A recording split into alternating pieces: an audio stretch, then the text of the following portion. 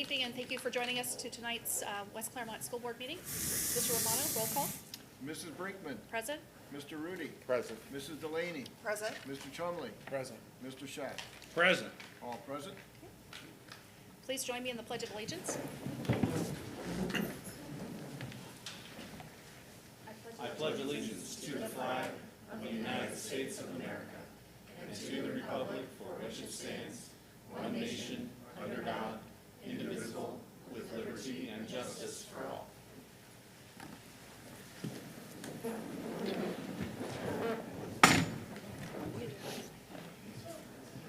Mr. Romano, do we have any cards? I didn't see any, sir.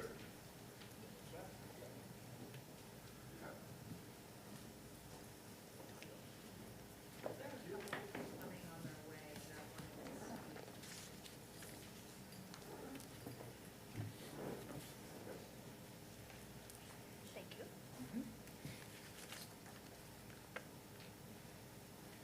Okay. Dustin Meters, please step to the microphone, state your address, and limit your comments to 3 minutes, please. Name is Dustin Metters, 2191 State Route 125. I'm not sure if I'm up here wasting my breath or not. I mean, glad to see a lot of smiling faces. I tried to get a little bit of information what was going to be talked about tonight. I struggled on that. From what I heard, rumor is that the masks would be brought up. I know COVID's kind of kicking back in a little bit, and I'm sure at one point or another you're going to be pressured to do that or not do that. So I wanted to come up here, just deal with a few stats, personal feelings or anything like that. As we know so far, you have a 0.27 chance of dying if you are under the age of 18 from COVID. Okay, let's put that in perspective with everything else. From 2018 and 2019, the same age group had a 0.4 chance of dying from normal influenza. Let's also flip it around. On the way to school, if you're driving with your own family, your child has a 0.9% chance of wrecking on the way to school. On a school bus, 0.4. That's half. That's basically half. We do not have busing for our high schoolers. Okay, so if we're talking about critical issues and we're worried about saving lives, that's a pretty big one right there if you want to break it down by statistics. When you're forcing your child or other people's children to wear a mask, if it does come to that, I consider that child abuse. Children is statistically proven to have very little risk at any of this containing in their system, especially ending in death, very little hospitalization, especially for children without prior existing injuries. If you're a healthy child, this basically means nothing to you. If you guys don't already know what it is, I'm sure you do if you've ever looked up Munchausen by proxy.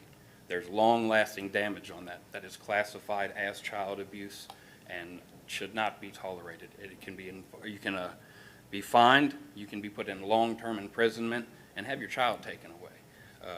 I have not seen any statistical evidence that any of these masks work. There are multiple medical physicians on both sides, but the fact that there are on both sides, I think it's due diligence to make sure that we listen to both sides before making any hasty decisions. And again, I'm glad to be in here and see that we're a little close together. I noticed we're not all 6 feet together, and we're surviving and we're smiling, so I love that, and that's all I got for you. Thank you. All right, first up on the agenda. That's me, right? Now we have the teaching and learning team will be sharing our process for math course of study. As you know, as part of the onward and upward investment plan, we are able to get back on a curriculum cycle that this district has really been without for about a decade, at least a decade. And math will be our first order of business. As you know from last week's last meeting's presentation, we did have some concerns. Math scores across the district seem to dip more in math than reading and writing and literacy. And that's been true, that we've seen that same kind of data throughout the state and throughout the nation. And so we want to rigorously approach this process and work to modernize what we're doing with our students. And so Mrs. Preston and team will share with you kind of the process that we're thinking. We would love to hear your input if there's other questions or considerations as we venture into this, because it's a 3-year process for the most part in terms of developing and implementing and measuring how that is, how it's progressing. So. Yeah, thank you. Sure. So, we're going to start first just by kind of getting you to think yourself about math. So, Megan's got like a little just kind of kickoff question to just kind of gain some perspective on what you all think about math instruction. Awesome. So just a quick story from my math history. So when I was in first grade, my dad passed away from leukemia. And when I went to second grade, learning was a challenge for me because obviously I was coping with a lot of childhood trauma in my home. And my teacher noticed that I was struggling in math, and she told my mom that I would always be a C student in math. Was something that was said at parent-teacher conferences. So I've had many limiting beliefs. Like I'm almost 40 years old, and I've had many limiting beliefs around math and this like key moment in my educational history. So it shows you just how important our teachers are, and also the way that we talk to our students and the way we think about content. And it made us curious. We all bring story to the table. What kinds of words, phrases, quick little anecdote do you have about yourselves as it pertains to your math memories growing up, as just a frame of reference? So does anybody have anything to share about your own experiences with math in school? I'm the only one out of 4 kids and a mom and dad that is not strong in math. My brother's mom and dad, boom, boom, it doesn't make sense to me. I can add, subtract, multiply, and sometimes divide, but it's a struggle, even at almost 62. So a C in math to me was great. And I almost failed geometry. I was just thinking geometry was probably my strongest math. The three-dimensional, I couldn't do the regular stuff very well, but that I don't have a clue why it all connected, but it did.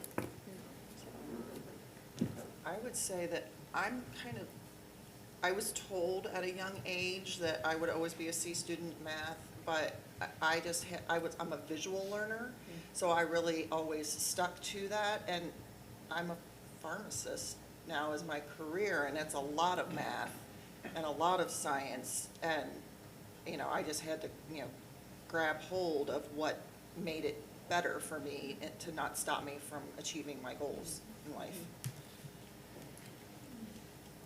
I was always told we wouldn't be carrying around a calculator, but. Yeah, so like this idea that you had to learn how to perform calculations that, the calculator can actually perform for you. Yeah.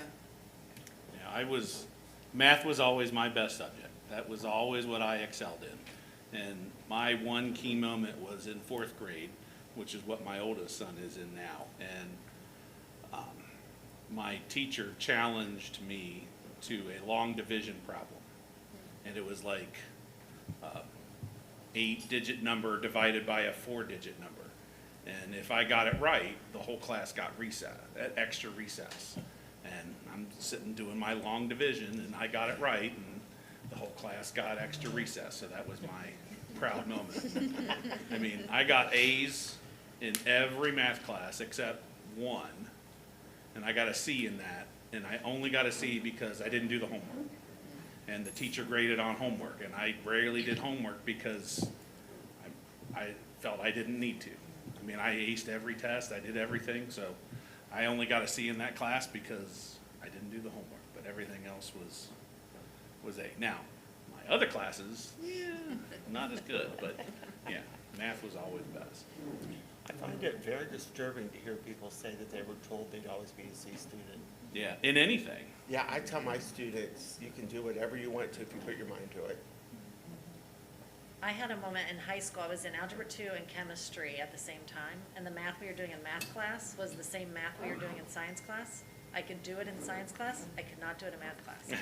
My teachers were like, what is wrong with you? And it was a big moment, like a learning moment for me that I called on even as a teacher of that. It's about applying what you learn, and it's not just about doing growth. It had to make sense to me, and it made sense to me in science. And Yeah. so that interdisciplinary connection has really stuck with me as a student in that moment and then as an educator. And Dan, we really want to hear about your math experience. We're holding on tight here for this. So I love numbers from the beginning. Probably had a couple moments like David did in college to where I had a professor that wrote the stat books, the statistic books, and he graded on the curve, and which meant that if no one got 100%, then the next lowest score was really the highest. Well, unfortunately, there was someone in the class of 120 that That ruined the curve for that everybody ruined else. the curve for everybody. And so although that was a proud moment for me, it left some, I didn't gain too many friends after that. Nobody got any recess from you. That's right, I no didn't extra. get recess, but the professor was one of those that, if you watch the movie Paper Chase, he was kind of like the professor in that movie. And he waited to the very last paper. He always handed it out, let everybody know from the very lowest score to the highest score. So everybody was on pins and needles. And I was on more pins and needles when there was only 3 of us left. But that was my moment. Any others? Jeffrey? I just remember I could do math, but many times it was just memorizing things, and I had like no idea what they actually were doing or meant, and I could follow the thing, but if you ask me like, what did you just do? And I'm like, I just followed this thing. I have no idea what it actually means. And consequently, I still have no idea what it means. I don't have those things memorized anymore. I had a similar experience where I was a good math student, like in that way, just computationally. And I remember I had a class, like my senior year, and we were finding like the volume of 3-dimensional objects, so like a cylinder or whatever it was. And this teacher that I had like used an example of like a soup can. And so if you take the label off of a soup can and you lay the label out straight, you can like visually understand how like the formulas like represent the area that's contained in the label. And it was like the first time, I mean, and I still like have this dramatic like memory of this where it was like, oh, because like geometry was not something spatially, I still like am challenged when I'm like trying to follow a map and I'm like, you know, turning it all upside down trying to figure out where I'm going. But it was like the first time that I was able to like understand in practical terms something that had been represented just more, I don't know, like theoretically, like in my mind. And so I think just having the opportunity to see things in different ways and have like a real tactile example, like really helped me. Because I think always before I felt like, yeah, I was a good student, but I couldn't necessarily like really explain like how I came to those answers other than just, well, like, because that's what you do. You do this formula, you apply this formula like multiple times and you can, you know, do it well. And my brother was a really good math student and understood math in ways that then like made me feel like, I don't, like I'm not as good of a math student. So I had some of those like limiting beliefs, I think, too, about myself. When you listen to how vivid these stories are for all of us, it shows you how deeply this work matters, and we wanted to center ourselves in that a bit before we got on into the presentation. So, I, you know, even just like taking notes of things that I heard from people, like, you know, being a visual learner or spatial learner, like the use of calculators, like what do we think about, and things are even different now than they, you know, were, you know, when you were in high school. Having challenging tasks, really like stepping up and feeling like proud of your ability to accomplish really tough, difficult work. Like what's the role of homework in, you know, math instruction. Just how disturbing it is for limiting beliefs to be placed on students, that the application of knowledge and making connections between math and real world or math and other content areas, like those all represent a math course of study process that is like very different. Oh, really? Let's see. What should I point this at? You want to Vanna us forward here, Dan? Oh. Or there now. Did you get a reset in there? I'll just do it from here. Okay, cool. But all of those concepts really reflect sort of a modern course of study experience. It used to be like back in the day where it was like, all right, let's just adopt a textbook. that now we're gonna teach from like page 1 to page 250 or page 300. And instead, we're really looking to build a process that is ongoing, that is takes into account goals of our district, that takes into account the shifts in instructional practices, some of the things that we've talked about as being important already, like so far. That we think about like the unique needs of the students in our district and what's relevant to students here in West Clermont. And as we think about trying to build math classrooms that reflect a more student-centered approach to teaching and learning, that's all part of what we in West Clermont are wanting to build as part of our modern course of study experience. Yeah, this thing's like pointless, useless, whatever, Dad. I don't know, whatever. Oh, now it's working. Okay, great.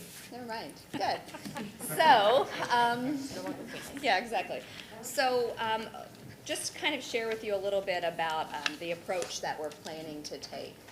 So first, it's going to be important for us to be grounded in what's our vision for math instruction in West Clermont. What do we want the student experience to look like? And ultimately, what kind of outcomes are we looking for as we think about this experience from preschool through 12th grade? Part of our process is going to be like evaluating what the current situation is. What resources do we currently have available? What curriculum is currently in place? How well is that used? What's the experience of students? What's the experience of teachers? And how do we align and how do we determine the gaps that exist between our vision of what we'd like to see happen and kind of our current opportunities that we have to work on. As part of our process, you oftentimes hear phrases in education that are kind of like buzzwords. Differentiation is one example of those. Like, what do we mean by differentiation in a math classroom? How do we define that? What does a rigorous task look like in a math classroom? What might that look like? What would be examples and non-examples of that? How do we define high quality instruction in math? Those are examples of the things that we'll be working hard to ensure that we have shared understanding for that across our grade levels. We'll have to, as part of this process, determine how we're going to evaluate the instructional resources that we're going to choose to adopt. Not just like what publisher has the best presentation that everybody is like oohed and awed by the bells and whistles that come along with a thing, but how do we really determine what is most important, what those gaps really are between where we'd like to be and where we need to be, and those resources that are going to be best utilized to help us get closer to that place that we'd like to be. And so how are we going to make those selections? How are we going to evaluate what's available to us? How are we going to test this out? How are we going to really gather in the classroom, from the field, kind of information about student experiences, teacher experiences, and how will we then react and respond and continue to provide ongoing support for our teachers and students throughout this process. So, and I will say that, if this was going to be math course of study or an ELA course of study or a science course of study, social studies course of study, these are the principles that would remain true across those. So we feel like it's really important for us to get this right through the context of math. So that we'll build a high quality example that we'll continue to utilize over the course of the other content areas. So part of what's really guiding our work is that students really must be at the center of the decisions that we're making. And that's true around the materials that we may be using, the type of instruction that we would be building, and the curriculum itself. And that we want to obviously keep in mind how the ways that we can support teachers in being able to best meet the needs of the students, but ultimately students and their needs really need to be driving the decisions that we make. We believe that we want to help equip teachers to be able to, like, they're the ones closest to the classroom, the ones who know the needs of their students best. We want to prepare them to be able to make really informed decisions about the right mix of resources and instructional practices that they can bring together to modernize that student experience and to increase and improve student outcomes. That we, one of our guiding principles is that we don't want educational lottery. We don't want you to have to, like, cross your fingers and hope that you get that one, like, really good math teacher, because if you don't, like, eesh, sorry about your luck. We want to ensure equity across our system, and that all students will receive the same high-quality experience and not have to, just hope and pray that they get to, be in that one school or in that one classroom. And we also, our work is guided by the fact that just like students have individual and unique needs, so do teachers. And so it's going to be really important for us over the course of this process to ensure that we're personalizing their professional development and that we're meeting teachers where they are and supporting them so that all teachers can ultimately be able to provide that highest quality experience for our students. So we're really looking at 4 components in our course of study process. And so I'll just kind of briefly talk you through those. And then we have an article that we're going to ask you to read here in a little bit to kind of do some reflecting on one of the components related to curriculum alignment.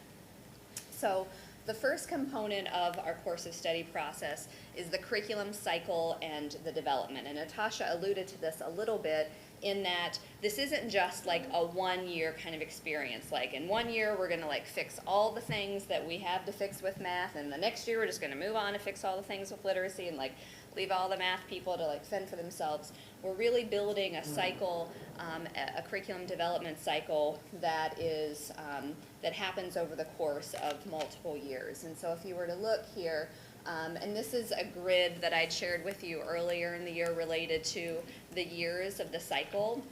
The year that the 21-22 year where there was money associated with that, that's really where like the year, and it's kind of, we're having to do a few things like in a more truncated fashion than maybe what we'd like, but we really are hoping to kind of establish like a 3-year cycle, where the first year, the year prior to spending, like making decisions about instructional resources, would be sort of our pre-course of study year, where we'd be highly involved in researching just kind of like our what is, what do best practices say, what do voices from the field have to, how can we be informed by that.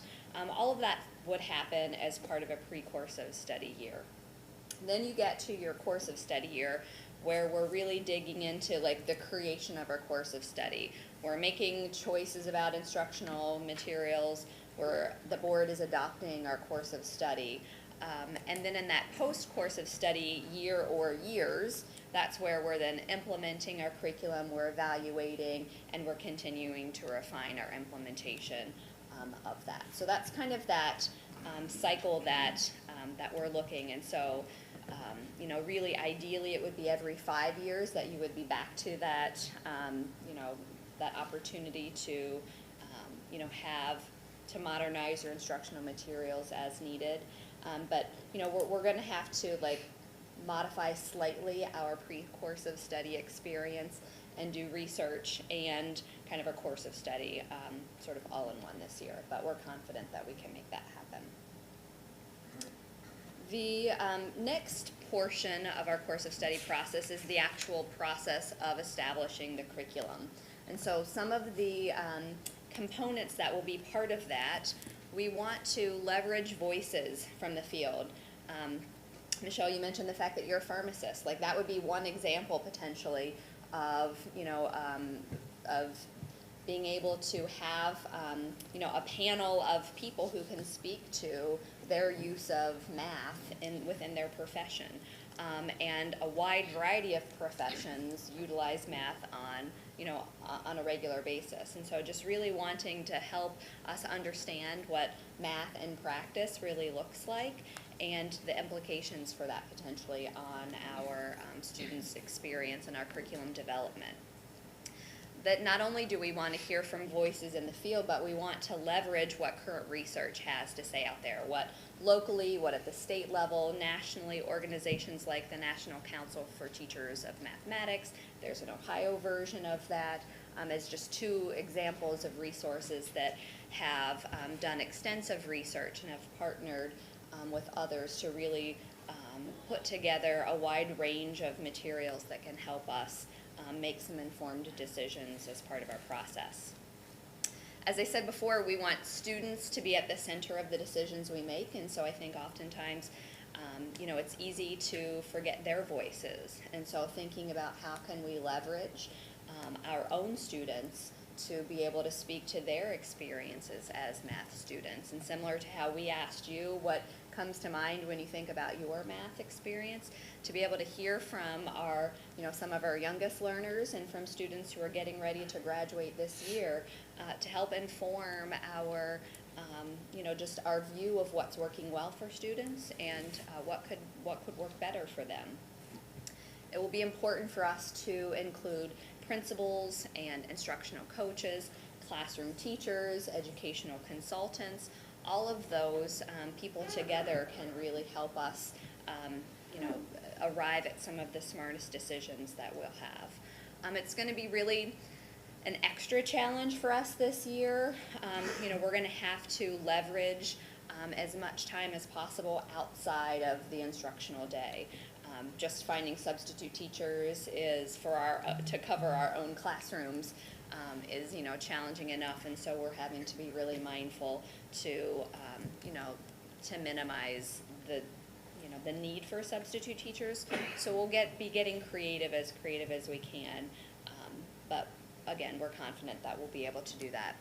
And then part of our process will be ongoing professional development for teachers. We all are continuing to improve in our craft and to find, when we know better, we do better, and to really encourage innovation and, just a continued growth mindset. And so that'll be part of our curriculum process continuing forward.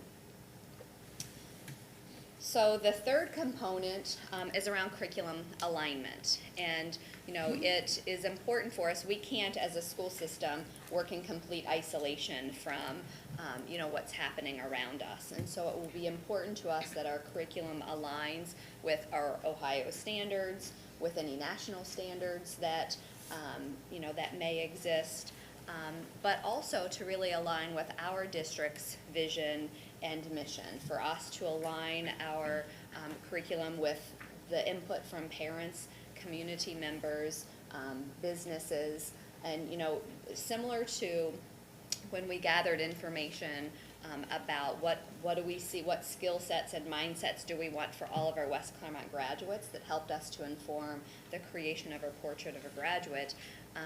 Similarly, and some actually, and we'll talk about one of those in financial literacy here in just a minute, that as one example was something that resonated and bubbled up within our community as something that was really important for all of our students to have a solid understanding of before graduating. And so it's things like that that can help make our West Clermont course of study experience tailored to meet the needs of our individual students and to really hear and value the input that comes from the board and from our community. It will be important that our curriculum is aligned with our Portrait of a Graduate and that we're building intentional connections and opportunities for students to apply skills that to both develop their academic and life skills, as well as those the other skills that sort of allow for them to apply that information through a variety of contexts. We'll be working with an anchor text this year that's called Building Thinking Classrooms in Mathematics. It's something that all of our math teachers from grades kindergarten through 12th grade will be reading this year. And it's something that we're building a shared experience, a shared book study experience with our math teachers. So that's also something that will help anchor our work. And, you know, it's important that our curriculum is aligned to student needs and the unique needs of our West Clermont students. The needs of our students are similar and yet different from the needs of students who may attend school in neighboring districts or, you know, neighboring schools within our county. And so that's also something for us to be mindful of and to build as part of that. And as I mentioned, you know, we have heard from our community that financial literacy is something that we really want to ensure and to build as part of our experience. So we are going to pause here for a second, and we just have a brief article related to financial literacy. And I think it will be a good topic for us just to kind of get your input and your thoughts related to, you know, when the community says financial literacy, what do you think, what do we think that really means? Similar, you know, that's a term that oftentimes is used, but maybe with varying, you know, definitions of what that actually means. So Amy, do you want to kick this article off for them? You just kind of did. Oh, I'm sorry. That's okay. The article that we're going to read talks a little bit about how, you know, obviously financial literacy is top of mind for all of us anyway. It's been a conversation that we've had for several years now. It's something that's important to our community, to our business partners, our parents, to you, to us. But it's elevated, and it's we need to be addressed since the pandemic started. But so many people have been impacted by the pandemic financially that it's raising conversations on a much larger scale nationally about the need for financial literacy. So this article addresses it from that perspective, but just also I think gives us a moment to think about what are the aspects of financial literacy that are important to us in West Clermont. What are we thinking about when we say financial literacy? What do you think our community partners are thinking about? What aspects of it are important to you and to our parents? So maybe after we read this, we can just have a few minutes to talk about that a little bit.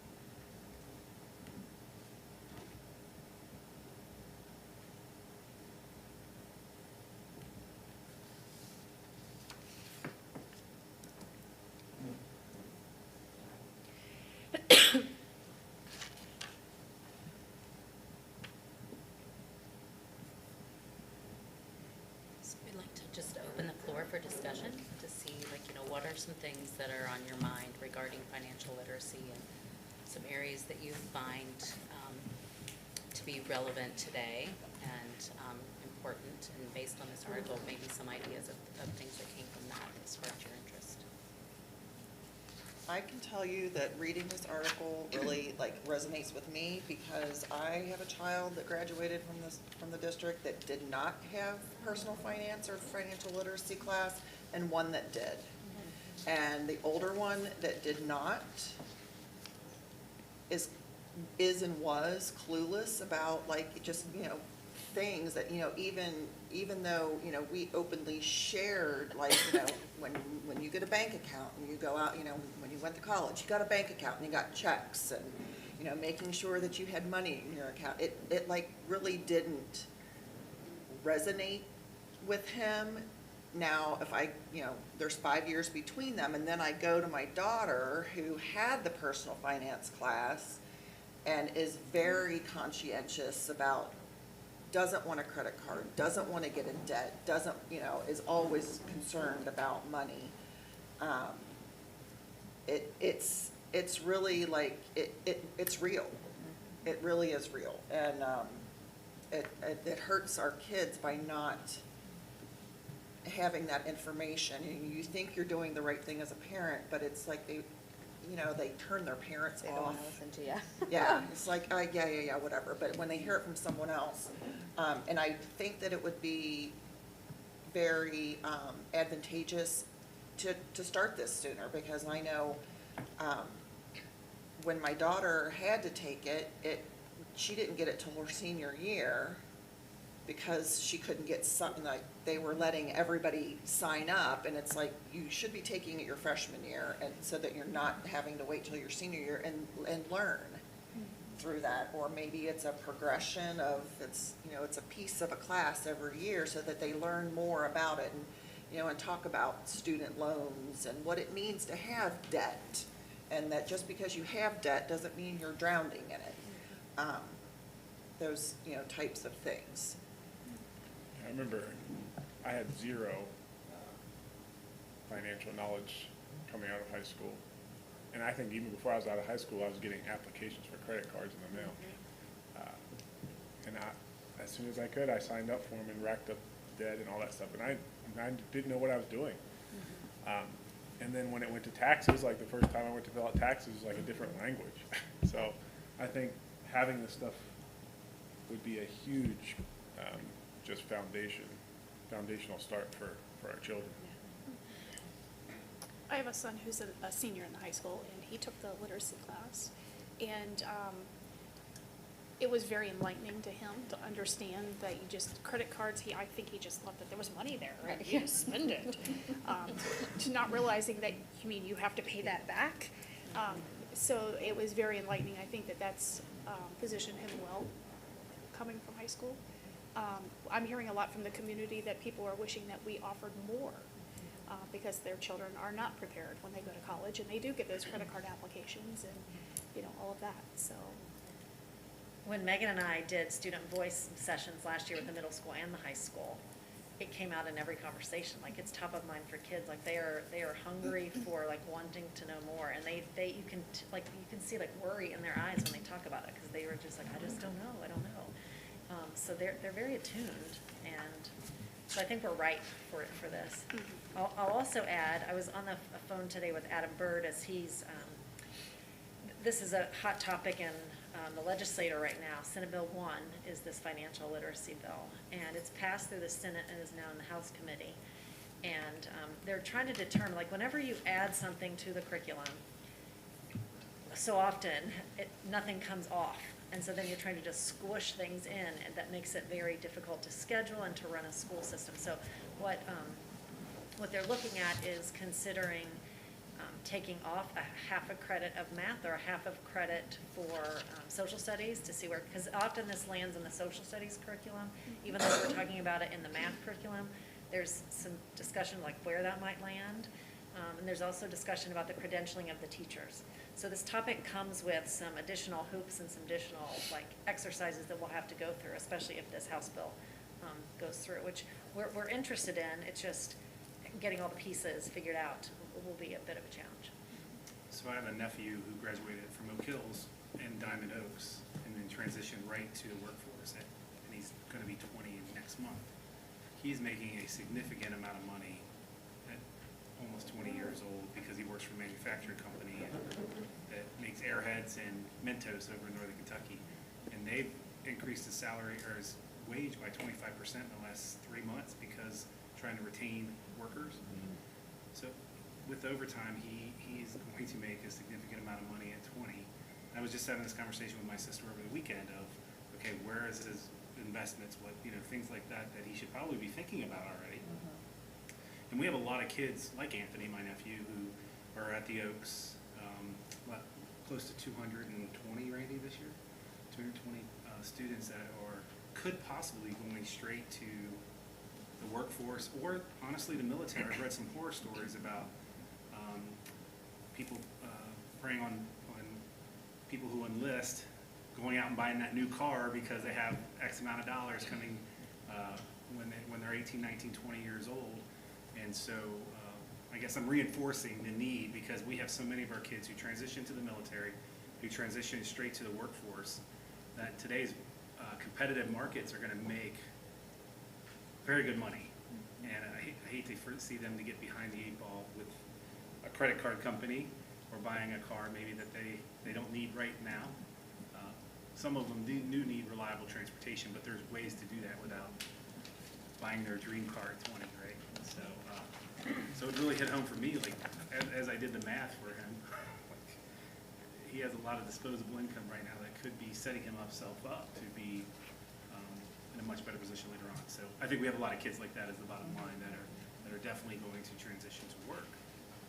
How do we help them to make that transition even easier from the financial side? I think that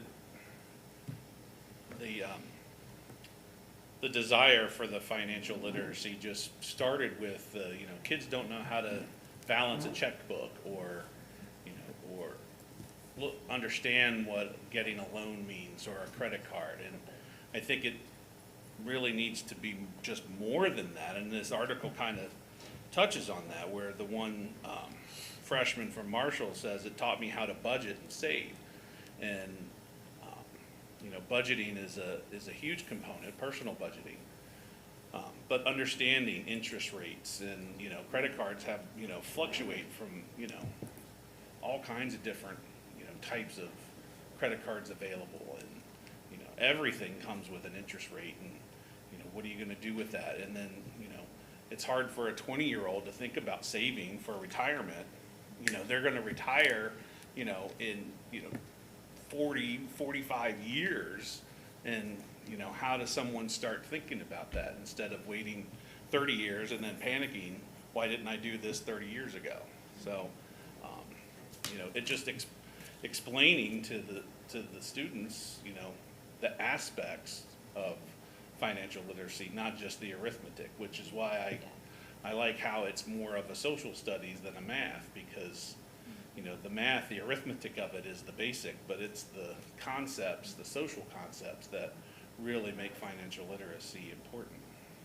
Well, it's kind of like life lessons because, back in the day, David and I went to the same high school. You took home ec and you took shop. And in home ec, you learned how to cook and sew. And in shop, you did, woodworking and stuff, which most of us never carried that on. It might have been a craft or something that we did in life. But, you learned life skills to carry forward with you. And I think our life skills have changed we need to be able to, we need to better educate our future, our kids, with the tools that they're going to need, because they're getting pummeled with all these different, financial, my son got a credit card application when he was 18 months old because we had him signed up for some magazine thing. So they're targeting everyone. And, it's cool when you get your first credit card application in the mail. And we just need to, that's a life lesson. It's like, okay, tear that up, throw it away. Yeah, right. 2 years ago, I testified in Columbus on behalf of this next gen financial. I was testifying in favor promoting financial literacy, financial education in all high schools as a credit. And the pushback is just what Natasha described. You can't put on school districts yet another requirement without helping them out and taking something off. So it's been a long time in Columbus, this bill. It's been percolating a while. Going around the state, I didn't find anybody that was opposed to it. It was just, well, we need teachers, we need time in the schedule and so on. So it's a tough sell. Is it necessary? I think absolutely it's necessary, but how is a big question. Yeah, what Yeah. do we give up to add? Well, and the Yeah. pandemic has certainly spurred that a particular thing, and I think the big thing that I think will make us unique in this school district is we're looking at this PK-12. Like, we want to show that experience build on itself, so it's not just a latch-just effort right before you graduate either. So I think that will make us unique. Do we still have the credit union at the high school? I don't think we do this year. We don't. We don't have the physical. Oh, it's not the physical but we space. still have it. Oh, thank you for clarifying. Because I know when, part of when the high school was built was introducing different aspects of,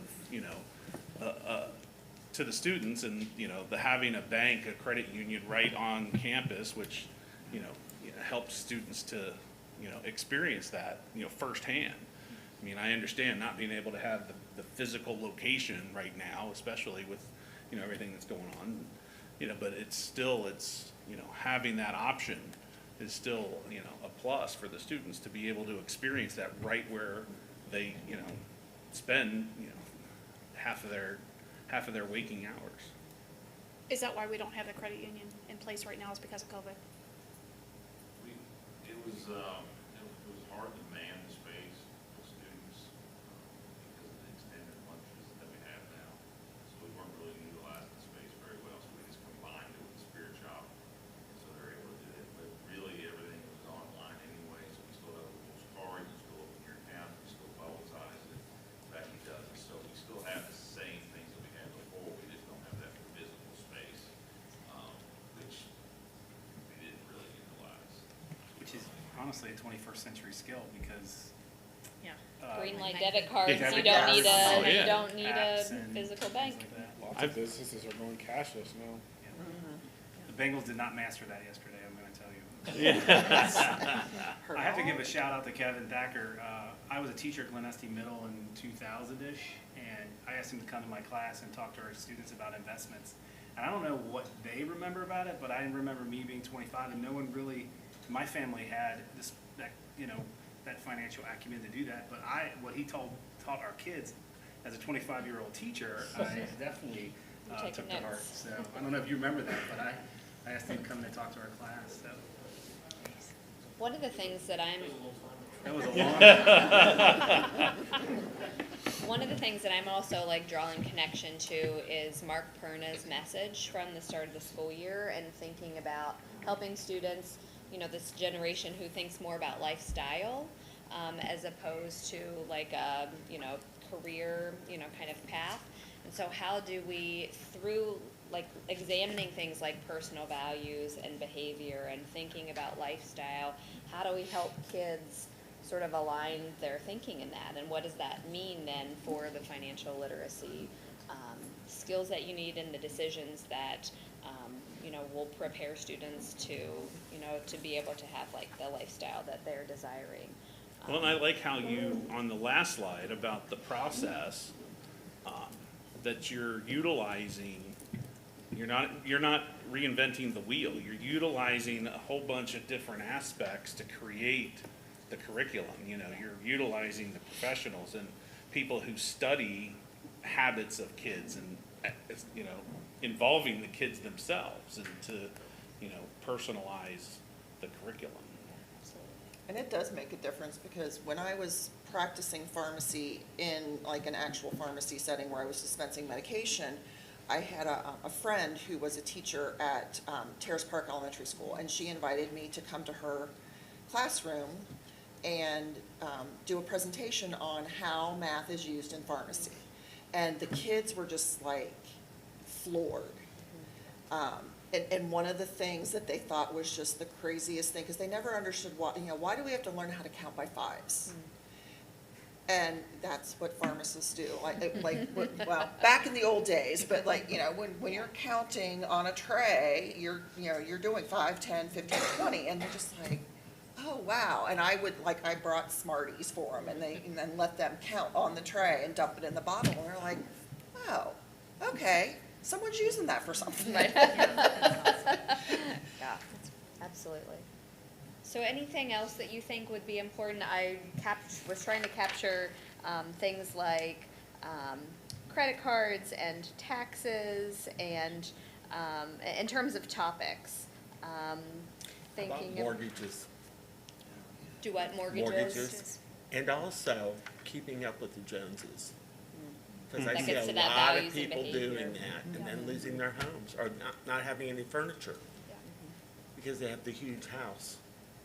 One thing that was touched upon in the financial class at the school was about 401Ks, and Spencer came home laughing about, like, why do I need to know about this? And, we sat down and talked to him and put it into layman's terms. You're making this much a month, or a paycheck. What if you put $5 or $10 away over time, what would you have? And he's like, well, that's a big difference. That's a reality check. It wasn't just the talk, it was to show the value there. So that might be something else I know they're only 18 and younger, but still, I think it's important for them to understand the importance of future planning.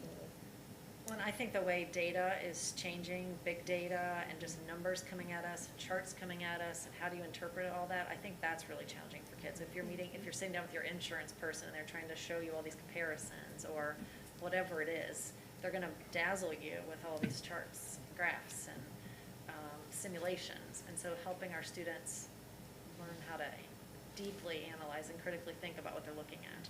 Or I can get you a new car, same payment, but like same amount, but now you're like for You have a many more 10-year years term and on it, yeah. Yes, yeah, just the Um, terms themselves can get really confusing. Well, and not everything financial is like purchasing a house or purchasing a car. It's, when you own that car, you have to pay the insurance on it. You have to renew, you have to go and get your tags renewed at the BMV, that, there's a financial implication there. Knowing that you have to go get your driver's license renewed, part of that, those are all those things that, That turns into a life skill class then, because I'm thinking, when they're 18, they have to register for the military or I don't even know what the boys have to do. Yeah, but whatever, You know what I'm yeah. talking about.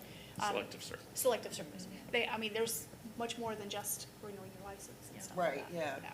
But there's money tied to all those Yeah. things. They're like, they think that they just, you get your driver's license once, and then when you turn 21, it goes from this way to this way. And it's like, oh, I don't have to renew it anymore. Well, yeah, you do. In 4 years. Right? You have Sometimes to 8. fix a vehicle every other week. Yes. Yeah. So if you're, if you have other thoughts, related to this topic, it's one that, I just think, as Natasha said, it's a real opportunity for us to be able to be a leader in the area. And, we're really excited about incorporating that across our entire student experience. Building good credit. Oh, great. That's a good one. Sorry, I hate having my back to any other ideas out there? Well, and I'll just add one other thing that I thought was interesting in the article, where it was talking about the student who was doing the lessons on budgeting and saving, and that prompted conversation between she and her mother, which prompted her mother to create a budget to help her save. I think there could be opportunities, even as we think about ways to continue to build partnerships between school and home and the community. They're adults. Mike was using an example of when he was 25. I think there are, people in their 30s and 40s and 50s and so on and so forth that could, potentially benefit from this kind of information. And so I think that also might be something over time that we could really look at, how we can provide this information, not just with our students, but the opportunities to help our community. Oh, yeah, I think identity theft as well. Identity theft. Well, and this is not related to the curriculum, but just sparking off what you just said, part of our wellness connection, like what we're doing with our staff, is a component of is financial literacy health for our staff, because we figure money can be very stressful and can impact how you live your day-to-day life and do your work. And so we want to help all of our staff make strong, good decisions and help them be able to stay around with us for a long time, feeling good about their financial situations. Well, and so many people these days say that, they're living paycheck to paycheck, and, it's beneficial to stop and look at what are you spending your money on, and, reflect on, do you have the $1,000 iPhone, or do you have, the DirecTV and 3 streaming services, or, your 60-inch TV, or, things like that? Do you have a, kind of a modest home, but a Tesla in the driveway type of thing? It's hard to, or it's easy to get sucked into, receive and spend and not save and budget, so. So, stay tuned. We'll have more information over time related to that topic. And so the last part of our curriculum process is really around the actual content of our course of study. And so we'll be sharing and presenting you our philosophy of math instruction that really aligns with that bold vision for the experience that we want for students. We'll be bringing common units of instruction to you that will reflect that modern student experience and modern ways of how we will assess student learning. Part of our process will be reviewing and strengthening our course progression as we look at that vertical alignment between elementary, middle, and high school. Modernizing the course offerings that we have, including things like we've talked about in terms of financial literacy, but not just financial literacy. There are other opportunities that we have across our system to modernize the types of courses that our students are able to take. We'll be bringing forth to you instructional resources that we'll be asking for to purchase, and we'll be then looking at how do we align those resources to our units of instruction so that we're driven first by the standards, by our vision, and not driven by the resource itself, that the resource serves as a supplement to that curriculum and not as the curriculum in and of itself. So, in terms of our timeline, today, September, is kind of the introduction to you of our math course of study process. We'll be providing, through our education committees, we'll be providing updates to you. And, it won't necessarily be every month, but we'll kind of, as the process moves forward, we'll be providing ongoing, timely updates on the progress of our work. And then we're looking at targeting April for the month where we would bring our official course of study and resources to you for adoption. So my last kind of question to you is, as we think about those committee updates and that ongoing progress, ongoing conversation around our progress, do you have in mind things that would be important for you to just have information about along the way? Clearly, the areas that we kind of talked about would be, the areas that we'd be sharing with you. But is there anything specific that you think in mind, like it would be really important for us to kind of know how this is going along the way so that we don't get to April and then are thinking, wait, what? We didn't know about that. Or, just that would be important for you to be thinking about was kind of the last thing I was wondering. I'd be interested in the use of technology with the programs. Like, I got really excited when I found out textbooks are often purchased online and updated every year. And I would also be interested in, you have this statement here about modernize our course offerings at the high school level. What kind of things you would be doing with that? Because that sounds very interesting and applicable. Great, thank you. It's kind of like the stuff we did in small schools when we went to interests of the kids. Yeah. Yeah. And I think that's just one of the myths to bust from the beginning, is this is not about deciding a textbook. Because it could sound like that on the surface, but you can see the monstrosity of work that this is going to entail, and the thought and the purposeful actions that this team is going to take. It's much more. So you're gonna find when we bring resources for you, it's not gonna be, here's a book series. It's gonna be this, and then a little bit of this, and then a dash of this. Like, it's going to be more eclectic than probably what you're used to seeing for a course of study. I mean, would it be possible to like, maybe see a concept, maybe it's addition. This is how we're going to teach X, Y, and Z to the students, because I know. How it like builds over. Yeah, how it builds, because I know that when I was a parent, and an elementary parent, and the difference between how math was with my two was completely different, and, when I took math, it's like, you learned your addition tables, your you learned the tables. And when I was volunteering in the classroom in my son's classroom, the teacher's like, well, you can't, if they don't know that 1 + 1 is 2, and they can't tell you that it's 2, but if they can put 2 tally marks together, or, count it on their fingers, that's how. And I think, we just need to, because it's different, we're teaching differently. And it was very enlightening to see that type of thing. And that's one of the things in terms of that cycle of, pre-course of study, post-course of study, is really being able to help support our families in understanding ways that they can support math instruction.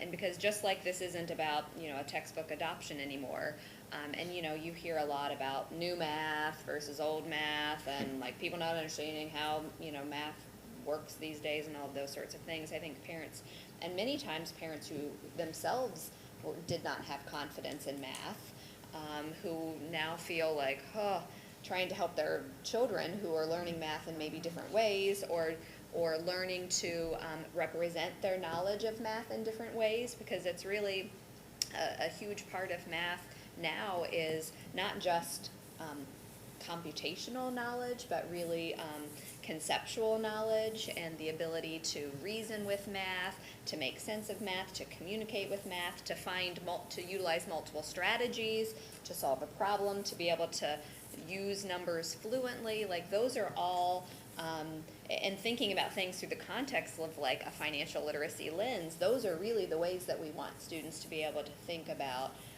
how to use math. And so I think it is a foreign kind of territory when you don't really necessarily know like what it looks like when students are doing that. And so that is something that we really will be building out as part of that post-course of study experience. Will be resources and tools to help teachers talk about math with parents, for resources that parents can access to help them be able to support their students, because it really is something that that I think will go a long way in being able to help bridge those gaps. And that was huge, because I know when my son went into the middle school, Mr. Thacker was the principal there, and This is like 7 degrees of it separation. is, it's all about Mr. Thacker today. But there was a math resource that was sold, it was offered to parents, and we bought that book, and I still pull that book out today. Because, processes have changed, and I used it with both of my kids, and we didn't have the internet like we have today, and not every parent in our community is a college graduate. I mean, heck, I'm a college graduate, and I still have to go back to the stupid book, because you just you're not in touch with the way to go to things. So definitely we have to educate our parents too. Yep. We have that same. Yeah. I need to know what this book is. So any other things that you think would be important as part of the committee updates that you'd like to make sure we're being mindful of?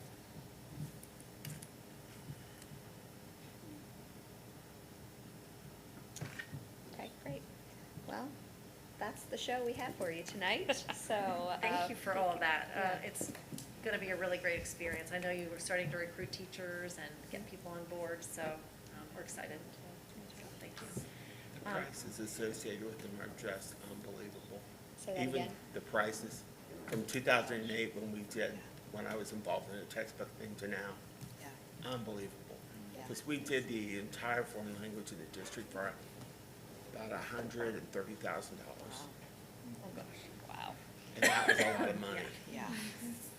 We got a lot. Well, and another thing you could do back then is you could say, oh, these books, they still look good, like 5 years are up, we don't really need to turn these in, we can still make good use of these, you can make that decision. Well, now when it's digital, that digital supply is gone, like Yeah. it shuts off in 5 years, after, unless you renew it, so there's just new complications with purchasing. So that's what, we try to make use of open source materials as much as possible, but there are certain things that you need the data to help inform your instruction, so we will be purchasing some things. You want me to go on? Okay, so Mr. Overby has, as part of item 5.01, the second reading and approval of the policy revisions. So as we discussed at our last meeting and our committee meeting, there are 4 policies that we'd like to bring forward for a second reading tonight.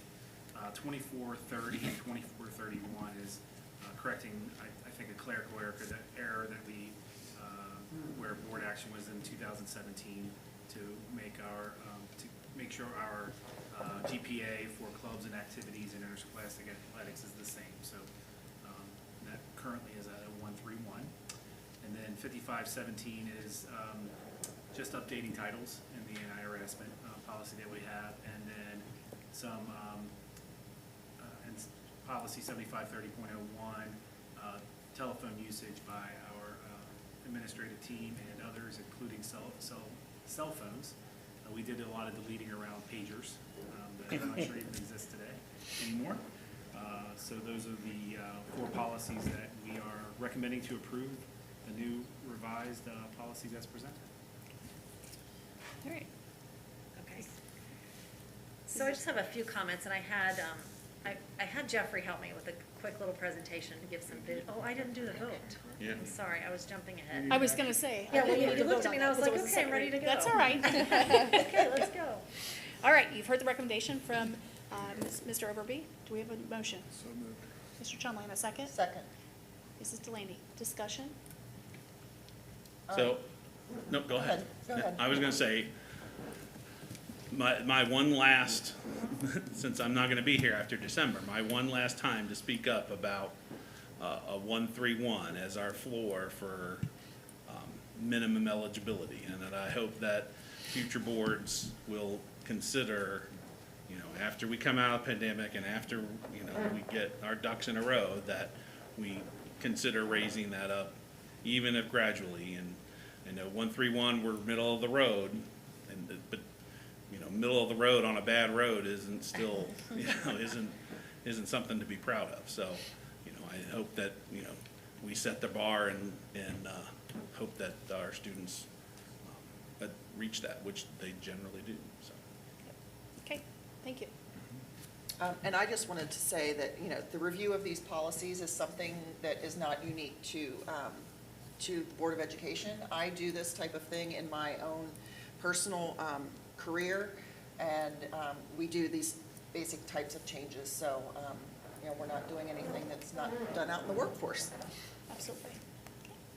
Anything further? Roll call? Mr. Chumley, Yes. Mrs. Delaney, Yes. Mr. Schaff, Yes. Mrs. Brinkman, Yes. Mr. Rudy. Yes. 5 yes. Motion approved. If you've been sticking with us here, you'll note that a couple of weeks ago, we read an article, Our Students Are Not Broken, and we talked about that the challenge of the pandemic has actually brought the really good things that have come out of our students and things we've learned about our students, and yet some challenges of just some missing learning that they didn't experience along the way. And then you heard last week, or last meeting, Mrs. Preston sharing the data as to like where our new baseline is. And so I'm hoping you're seeing a sense of urgency from our team to keep teaching and learning as the main topic. And I have to tell you, and the administrators in this room will agree and reinforce this, every day it's a fight to keep teaching and learning the main topic at the table. And we are putting every effort into doing that. So I wanted to just start my part of my comments today sharing some of the highlights from the beginning of the school year to let you know our efforts behind the scenes to keep teaching and learning top of mind. It's a new year, same mission, commit to excellence with every learner, every day, every way. So thank you, Jeffrey, for capturing these photos for us. So what you have here is, you see the big word discovery in the background. And this is a brand new course offered in the elementary to complement the specials of art, music, PE, and then this class called Discovery that is focused on career and college readiness, about those life skills that we talked about so much tonight that get our kids critically thinking, collaborating with one another, creating, and being very innovative in their thinking. And already with the investment of the Upward and Onward funds, we've almost, by the end of the month, the kids are gonna have had more specials this school year than they had all last year in just the first month of school. And so being able to bring this kind of programming back into our classrooms 4 days a week has certainly changed the student experience, and we have a dedicated group of teachers who are kind of rethinking how they lead specials, and then Discovery is really being built from the ground up. And so I don't know if there's anything else that you guys would add about the Discovery Yeah, class? I would just add that our Discovery teachers are our gifted intervention specialists who previously were serving students at the Gifted Learning Center. In addition to a few other, we didn't have enough gifted intervention specialists, so it's gifted intervention specialists plus a few other teachers. And so the types of like convergent and divergent thinking that our students, our gifted identified students who participated in instruction at the Gifted Learning Center, we're now bringing that same type of, those same learning experiences and instruction to all of our students. It's something that we believed very much that those were experiences that all of our students deserve the opportunity to be in, and we believe that this is going to help us across our system cultivate students who have academic capabilities that maybe previously were underachieving, or to cultivate additional curiosities in students, and to ultimately end up with more students who really are able to grow and achieve at their highest potential. And so we're just really grateful that, and we think it's a really unique model that exists across the tri-state area for that. And again, it's experiences that all of our kindergarten through 5th grade students will have the opportunity each week. Is that Meg Peterson in the picture? That's Meg O'Connor. Yeah, that's her. Yeah. Yeah. Fantastic educator. Yes, she is. This next picture is a sense of belonging. The web program, Where Everybody Belongs, is a 6th through 8th grade experience where the 8th grade leaders come down and help make those 6th graders feel connected. There's both an academic aspect of the program as well as a social aspect of the program that helps everybody feel connected. This first day just really shows like the playfulness of it. It's play with a purpose. It's designed to make sure that every student has, mentor older students that help make them feel more comfortable, help them navigate the challenges of middle school, and it is certainly a highlight in the way to start the school with a fun, as I said, play with a purpose kind of atmosphere. This picture reflects us walking into our French class. I thought you would like that, Mr. Rudy. Yes. It's a French class. And they're playing with spaghetti and marshmallows in this French class. They are doing the marshmallow challenge as a way to get the students communicating with one another. There was French music playing in the background, and they were kind of challenging each other, using communication and collaboration to take this challenge on, and obviously having some fun. So it's always fun to see high school students doing hands-on experiences, enjoying working with one another, and kind of breaking down those barriers of being disconnected from each other over the summer and getting kind of back into the groove. This particular class had 3rd year and 4th year in the same classroom, so she was doing a lot to like bring those kids along and get to know each other better. And that's a hard challenge to do. We've done that as It is. as a building thing in my professional career, and it's hard. It is hard. And relationships. When you look at what the impact of a principal, this kid, as we were walking around the schools, he wanted a picture with his principal. He was so happy to be back at Holly Hill. He barely had the words to express it, but he wanted to be photographed by Mr. Ryle. He didn't want to miss this moment with his principal. And so those relationships that our principals invest in every day to know our students' names and their faces, and to make sure that they become people that they know they are go-to leaders that they can trust and that they can count on, is so very important with all of our principals. And just want you to know that every leader is taking this role of our job very seriously. That connection, that care and concern for one another is top of mind for us, so that we can get to the good learning that we're all here for. Every learner, every day, every way. So that's what I wanted to start with, just to celebrate a really strong beginning to the school year. Yet we do have our challenges of COVID, as you know. And so what I wanted to share with you tonight is that we want to continue to strongly recommend that students wear masks and that staff wear masks. That's been a recommendation from this beginning of the year, and from when just casually kind of polling principals, what we're finding is where we started the school year at about 10% kind of participating and wearing the mask, we are seeing that rise. And in some cases, 30 to 40% of the students and staff. I wouldn't say we're anywhere where we're really 50%, but we're seeing that change as we've continued to send out messages to remind people of, we are, COVID is among us. It is in Clermont County. If you look at the rates, they are increasing. And we want to make sure that we are doing the protocols, the checking of the temperature, monitoring for symptoms, washing our hands, distancing to the best of our ability, because it hasn't subsided in our community. And we have, as a system, continued to re-look at our policies and our practices. Mr. Overby actually met last week with the health department to reinforce and kind of look at our entire protocol from beginning to end, to analyze it, because we are concerned about the number of quarantines that are happening in our school system. There are quite a few. But as I said, we are prioritizing as we balance these two challenges of COVID among us and what's best for kids in the classroom. We are still coming to the conclusion that it's best right now to strongly recommend and to do everything that we can, including spreading out from each other, cohorting students so that they're kind of traveling in groups of 4 or 5 and not mixing with the entire class. I've heard principals talking about teachers even kind of truncating their carpet time and being really mindful of just even being close and together on the carpet. And so these, as you know, we were really challenged in the middle school last week. And yes, it's quarantines, yes, it's positive cases, but it's not out of control cases and quarantines. It's more so the staff issues that we're having.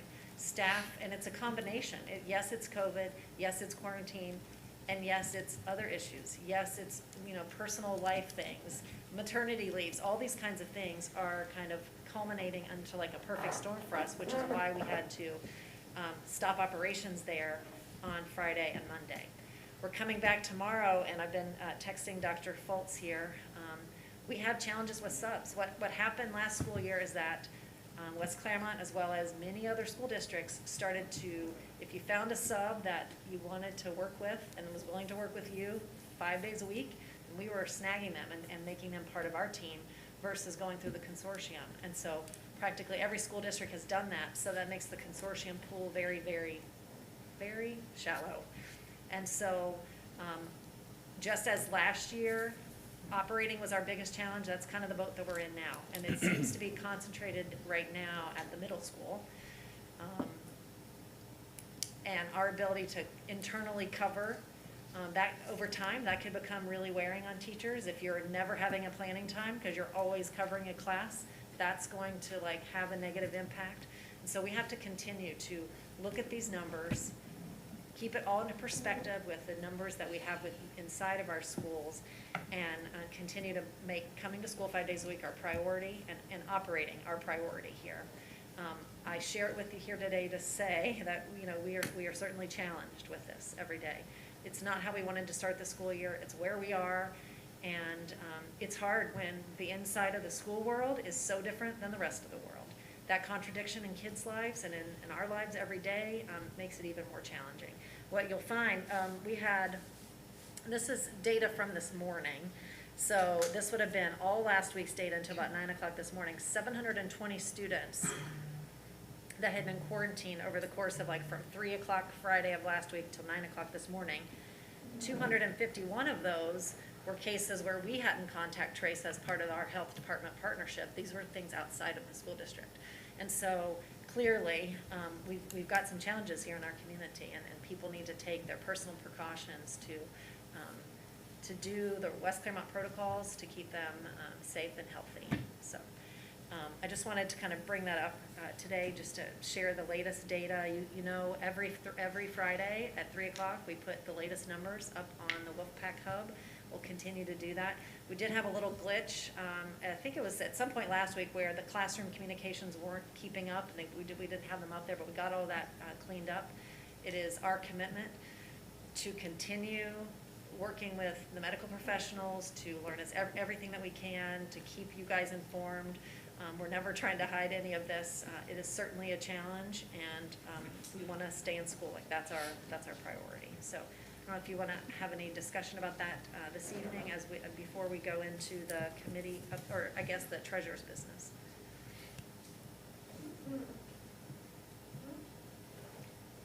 So, me personally, I know, like I repeated earlier, Oh, 2018, I'm sorry. Excuse me. 2019. Excuse me. You guys recommended 0 masks with a higher mortality. Thank you. So, just wanted to get that out there. Nobody in here was wearing a mask in 2018 or 2019 with higher mortality rates.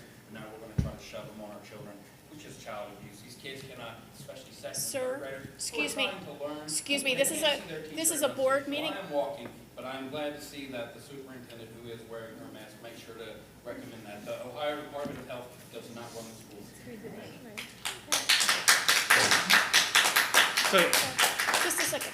This is a board meeting, business meeting for us to conduct business, and no one has said anything about mandating masks.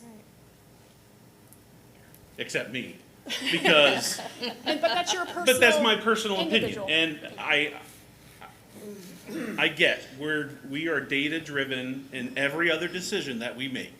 And if the data suggests that we're quarantining more because we're spreading in the school, then I think that, we need to try and alleviate that. But if the same data from a district that is masking is similar to our numbers, and, it's. I looked at that earlier today, and exactly what you're saying. The numbers of those that are masking are very similar to ours that are not requiring it. And the fact that, the gentleman brought up about how it's not affecting kids is wrong. It's in January, 5% of new cases was kids under 18. Right now, it's over 30% of the new cases is kids under 18. And it's just, the data doesn't lie. And you follow the data. And I appreciate that that's what we're doing. And excuse me.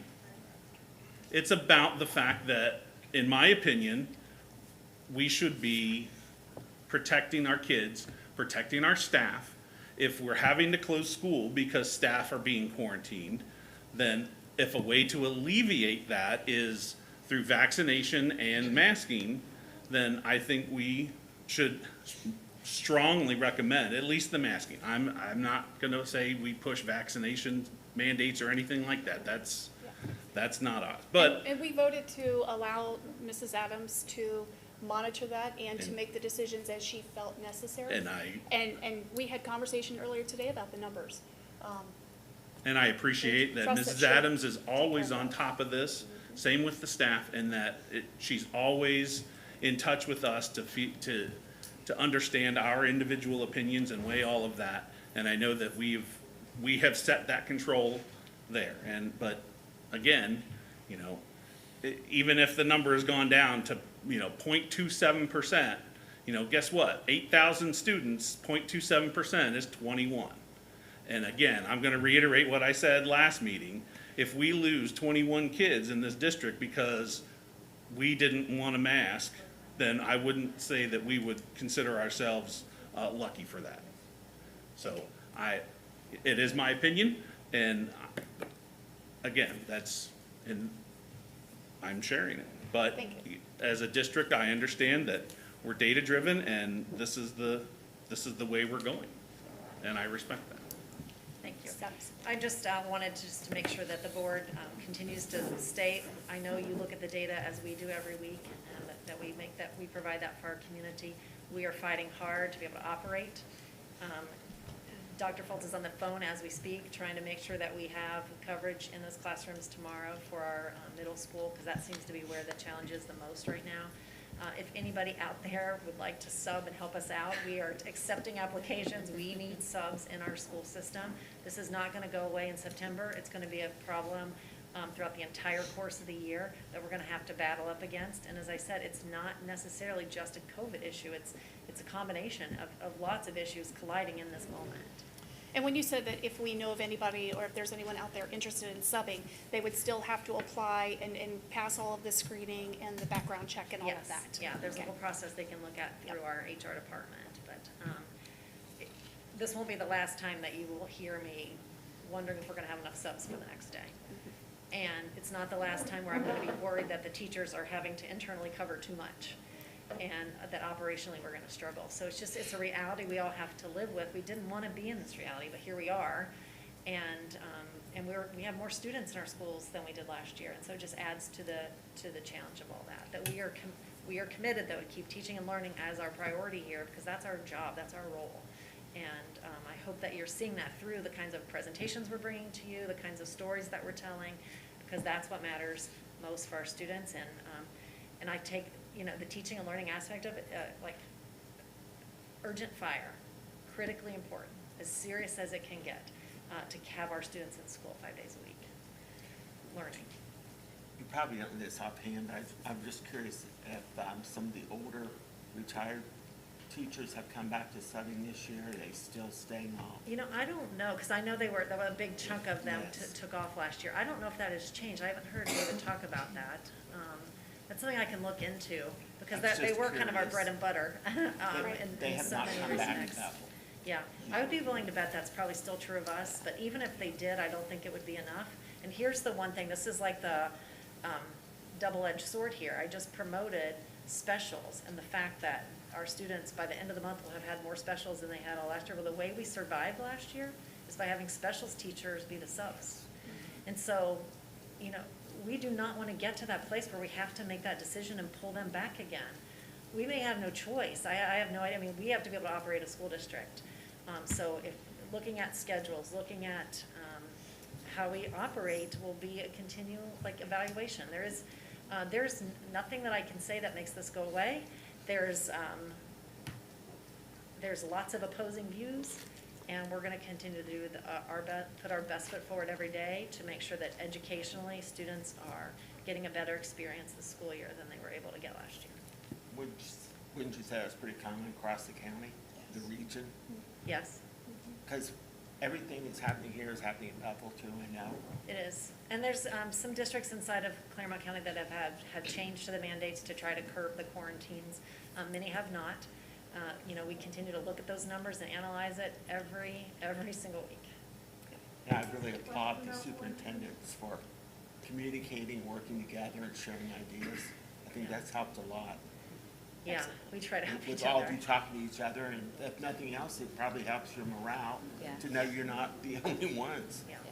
And thank you for bringing the information to us very transparently, to let us know the state of the union.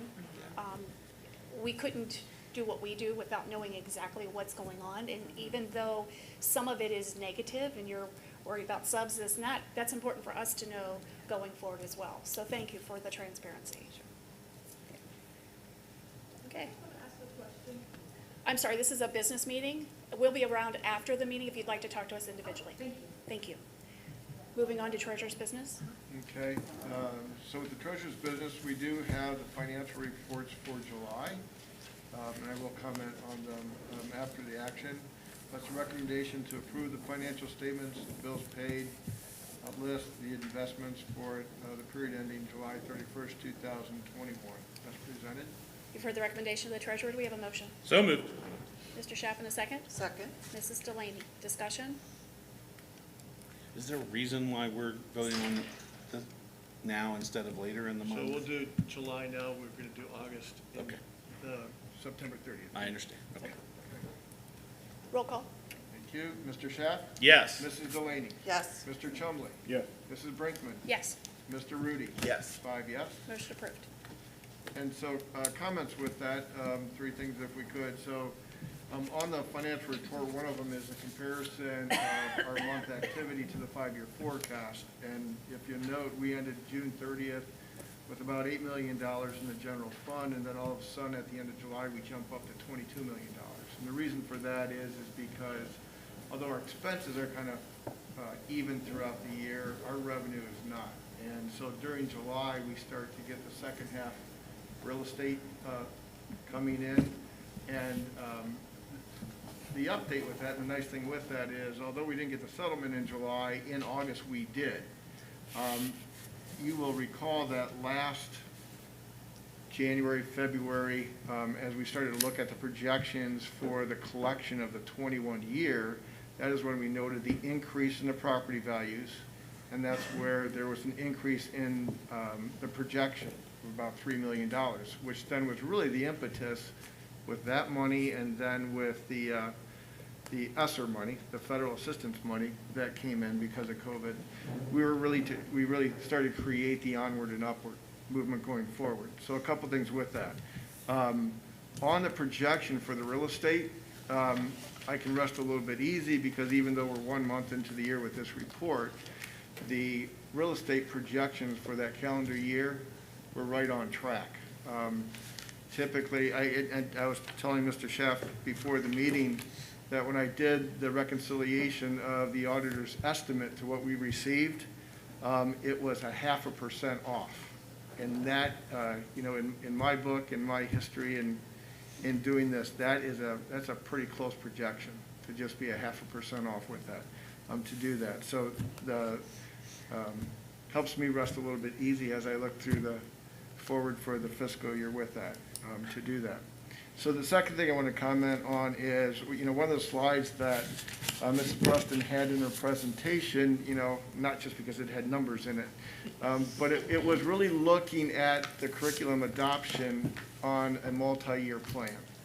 And that's fairly new for that curriculum adoption. And one of the things just I want to make sure the board knows and understands is that although we budget on an annual basis, we're creating a spending plan on a multi-year basis. So that curriculum adoption cycle is built in there.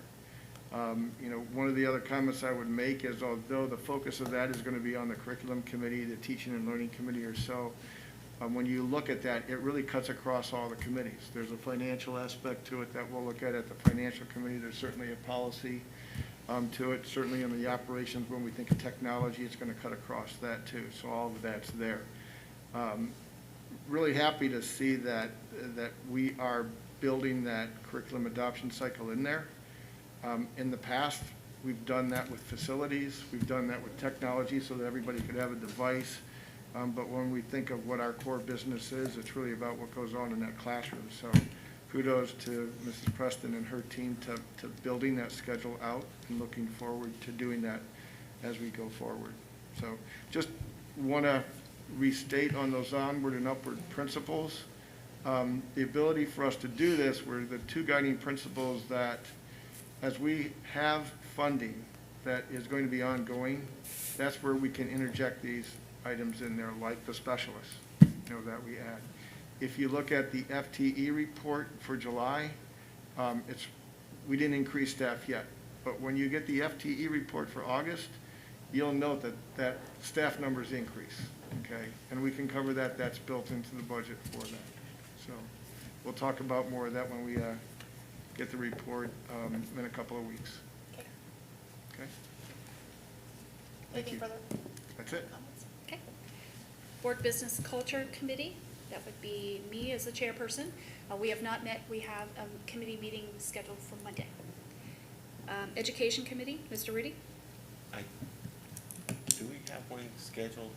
I'm confused because there were a bunch of. You don't have one in September, but you will have one coming up, so stay tuned. This was essentially our education committee for like the group, for the month, just to orient everybody. Okay. The work. Family and Community Engagement, Mr. Rudy? I believe we have one coming up. Is that scheduled? It's in October. You're a month home. Finance and Advocacy, Mr. Schaff? We do have one coming, it's coming Monday as well, so, yeah, Have not had one yet, but we will. Yes. Operations? Mrs. Delaney. We have one in 2 weeks, I think. It's coming, not a new one this month. Okay. Policy. A week from today. Okay. All right. Board comments. Mr. Tony? Yeah, I'm thankful for the endurance of the leadership here at West Clermont, especially Ms. Adams. How there's so many outside voices, and she's able to let emotions aside and kind of just do her job and focus on our children. And it's just, thank you. And thank you for leading us well. Doing a great job. Thank you. And who day? I'm gonna change my Reds hat to a Bengals hat. That's right. Don't throw away the red tag yet. And I'm ready for disappointment. That's all I got. Mrs. Delaney. Just to tag on to what Mr. Chumley said, thank you to our leadership team, our staff, our parents, our kids. Thank you for your patience. There is not a how to deal with COVID dummies book out there, because if we had it, it would make life so much easier. Just don't read into things.